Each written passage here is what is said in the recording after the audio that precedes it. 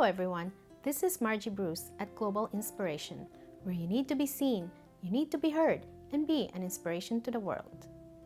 October is Filipino-American History Month, and my guest this week is going to talk all about it. She is the current president of the Filipino-American Association of Wisconsin and the past president of the Wisconsin chapter of Filipino-American National Historical Society, an organization instrumental to making October Filipino-American History Month. Ladies and gentlemen, please welcome Angeli Varona Camara. Thank you, Margie, for having me here. I'm glad that I'm part of the Global Inspirations community, and it's an honor to have this interview to give my story. So thank you. It's my pleasure, Angeli. Thank you for being here. You're very welcome. Thank you, too. Angeli, where are you from and how long have you been in the U.S.? Yes, I am from Manila. I was born in Manila, the Philippines. I've been here since 1972. So it's been a long time. You are involved in many organizations, and I'm going to go through them one at a time. Can you tell me the purpose, when you get involved, and your level of involvement in each of the following organizations? First is the Filipino-American Association of Wisconsin. I have been involved with the Filipino-American Association of Wisconsin since I was a child. When we first came here, the Filipino-American Association of Wisconsin was formed as a space where everyone comes together to celebrate and who they are as Filipinos in terms of culture, tradition, food. They had things such as picnics. They created various events for the community as a whole. When they first began in the 1960s and 70s, there were maybe a few, such as maybe 20 families or so, and now it's grown to in the thousands. That was the purpose of that, basically.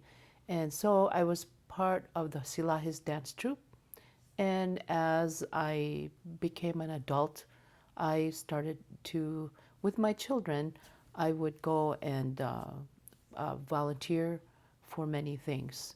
And then now they needed a president, so I said, sure, I can help, and because I served also on the board, and that's where I am now. So you are the current president. How has COVID affected your leadership? Well, you know, things happen, and things that we can't do anything about. So we have to have a lot of creativity in order for any nonprofit organization or any businesses to be sustainable. They have to be creative. They have to also let the people, the community know that they're not forgotten and that they're still needed. And we just have to look for the safety of the people at this point, wearing a mask, making sure we call them to make sure they're okay, continuously to work with each other virtually, calling. That way we can still be part of a community as if we're still together, the new norm of how it is now. The Wisconsin Women of Color Network? Yes, again, that too. I started when I was a young adult. I participated in a leadership conference, and I saw many of the women and young girls that were involved. And I love the community service that they have.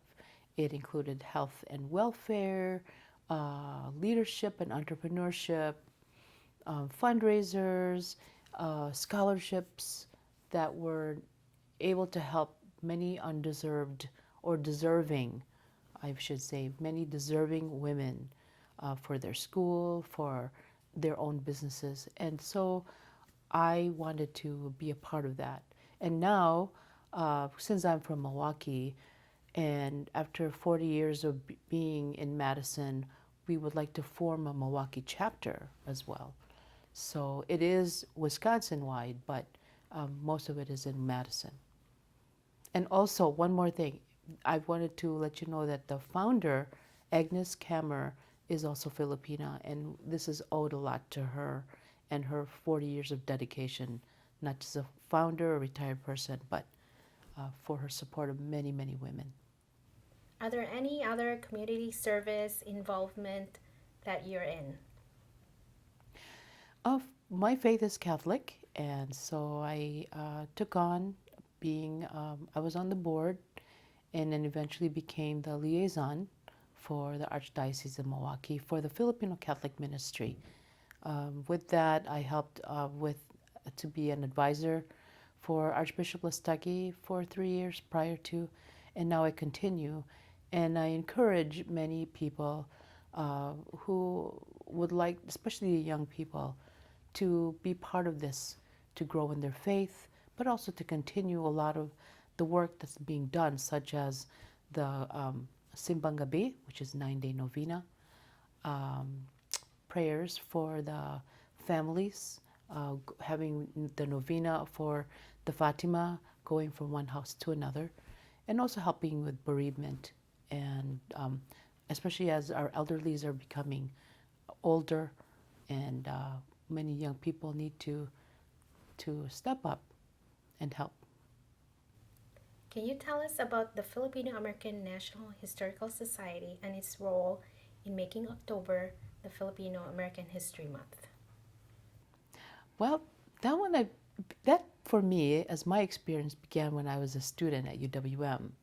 I was invited to Marquette. That was sometime in the early 1990s or so, where the Bayanihan Student Organization had invited Fred Cordova and some of the trustees of the Filipino-American National Historical Society.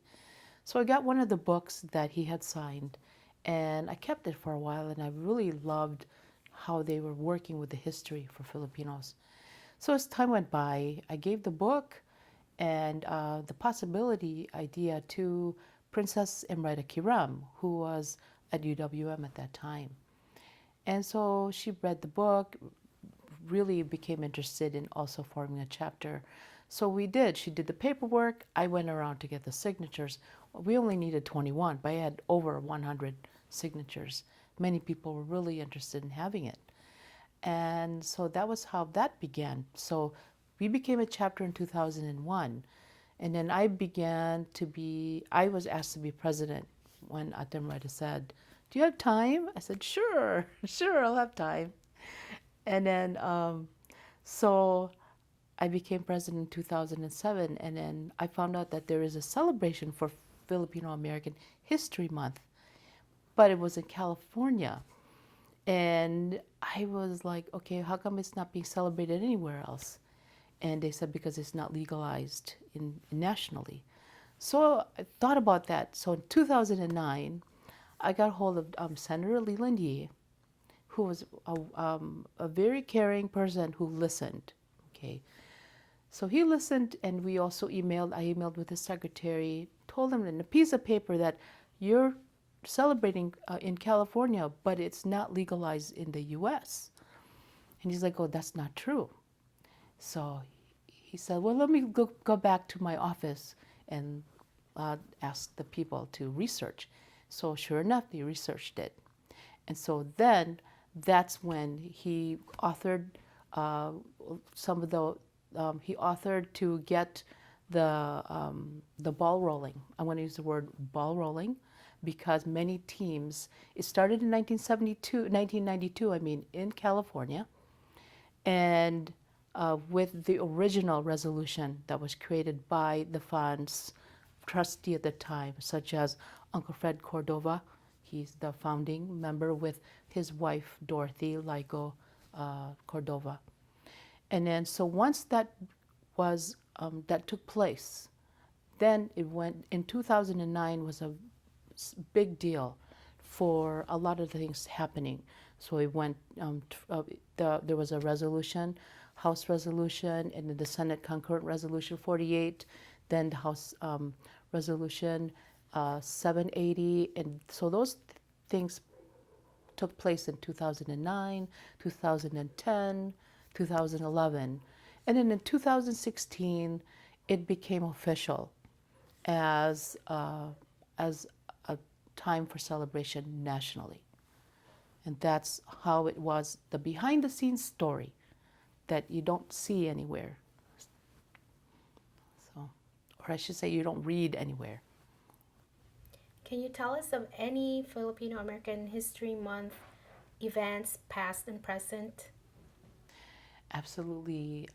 Since 2016, during the legalization, on the whole, there are 38 chapters.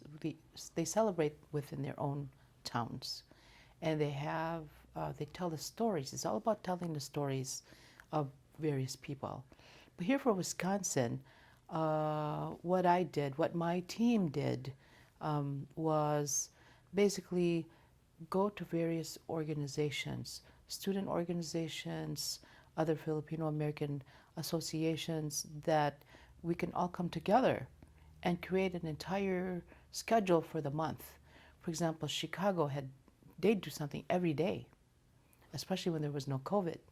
And for us, we do something on the weekends because that was best for many people. So every place, or now, we're doing virtual.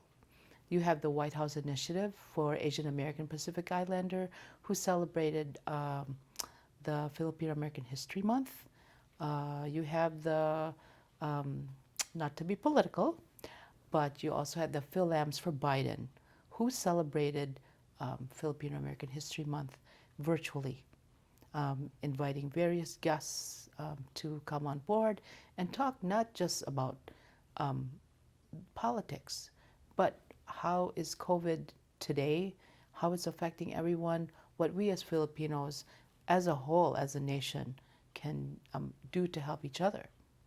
So the virtual aspect is wonderful because you can take anyone from the nation and be able to talk. So, and it's still continuing until the end of the month, but I like to tell your viewers that the story shouldn't always stop in October. It should continue to be gathered and talked about in their respective places, because there's always a history of your neighbors, your friends, that you don't know about, of how they came here, their journey, their hardship to where they are now, or their celebrations of where they are now. Tell us about VS Pandango. VS Pandango came about, it started in 1996. I was involved in a bad car accident where I was literally squished between two vans, and it was hard for me to work. So I needed to do something that I can continue to just be able to walk a short distance and be able to drive within the area, something that I can do. So I opened up a store called Mango Wenko Tango. And it was actually, the name is from my children, because I said, mango. And then my one daughter said, tango. And then my mom said, wango. I'm like, okay, Mango Wenko Tango. That's how it began. And that lasted for 2 years. And I had to stop for that because it was a lot of work and my children were still small. So I let that go. And I started back again in 2018, now that my children are more mature.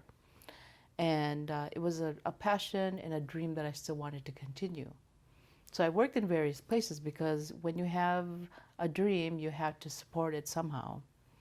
And so I started again in 2018, and I couldn't go back to the name. So I started with VS Pandango. VS is very special.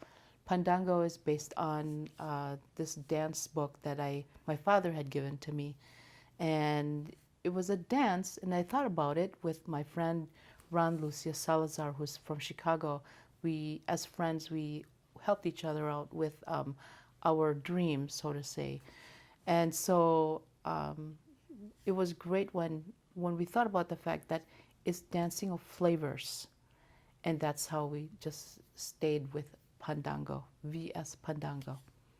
So it's a Filipino fusion food, and it's something that is just I don't know whether it's a hobby now with COVID or just trying to see how far I can go for myself and how I can be inspired by other people who are trying and couldn't succeed. And Filipino food, many people can't place what it is. They can't place whether it's comparable to Chinese, Thai, Spanish, but you can't because Filipino food is what it is. It is an influence from the various people who came to the Philippines and created dishes and ingredients with what they had during the time. So wherever we are, we're in Wisconsin versus a tropical place. We use ingredients that we may not find in the store, but it's very close to being Filipino. So that's why it's considered Filipino fusion. And so it started now, and I'm hoping to get to the store level because if you can't eat in a restaurant, it's hard to do delivery. And Wisconsin being in a COVID hotspot, it's kind of, you have to be more creative now of what you want to do. So do you go to farmers market? Do people order from you? And is there a location, website, or contact information you can give to our viewers? Sure, sure. This year, my job was outsourced, not just from COVID. It was outsourced in May. So I had to be creative and do the farmers market. So I did the farmers market, and now I get orders from people, and I can deliver to them as well. I do have a website, vspandango.com. However, that's also being revamped now to just become more minimal or to minimize the what it is I can make, because I'd like to continue more to the store level, going as a supply chain in the grocery stores, because it's harder to go out there and get the trust of people, or even to go out and not be protected, or things like that, that you have to be, safety is always an issue. So I would try to rather go to the grocery store level, Asian store, so that way to partner up with those who can bake, and I can help them and do it that way. So perhaps in time we can create a co-op and get many women who need help together and help each other sell. Is there anything else you would like our viewers to know about you? Well, I've always been a person of who believes in Plan B, that I can't always think straight of what's going to be in front, but know that what else is going to be happening, what else can take place. So there's always have to have an alternative plan, because a person just can't have one talent. They'll have many talents. And so sometimes situations such as COVID, you really end up having to think and have a lot of personal insight of what it is, what else can you do to help yourself and your family. You have to get over the anxiety. You have to get over the feeling of, oh me, pity me, and think about what else you can do with other people to collaborate with them, to help get talents and resources together so that you can continue your everyday life. You wake up in the morning, you say, oh, I can do something today. Or I thought of this today, besides just calling someone, or instead of looking in the mirror and pitying yourself. You can't do that because you don't know what you don't know. And you don't know that there's so much more to yourself, that that when stress and when adversities hit you, you can stand up to it and say, yes, this is what I'll do to face it. Do you have an inspiring thought or message to our viewers? Inspiring thought. Well, what is inspiring to me is that what I do for my children, and that's just my children, but the legacy that I can help nurture for them, my grandchildren, and the people all around me, that's what matters. My existence here is that I gave birth to my children, and that I'm hoping to have a legacy. The people that I have been with and who have helped me along the way are people who have come and gone, and they're there for a reason, for that moment. And whatever you take away from them is what matters, because in hindsight, they were there for you. You may not know it at that time, but when you reflect on that, look, for my example, my friend Ron Lucius Salazar from Chicago. He was there as my friend for 6, 7 years, but he passed. But in hindsight, that 6, 7 years was full of friendship and inspiration to be where I am now. And so that is what I would tell people. Don't take anyone for granted, not even a little bird, a little butterfly, or even the air that we breathe. Because if it's gray, you don't know that it's the smoke from California and not just gray because of the clouds. So everything matters. Thank you, Angeli, for being here and for that insightful information about Filipino-American History Month. Thank you, Margie, for having me here as well. I really enjoyed talking about Filipino-American History Month, and I hope people will continue their stories. And thank you for having me on your show. My pleasure. And this is Global Inspiration, where you need to be seen, you need to be heard, and be an inspiration to the world. Thank you very much. Maraming salamat.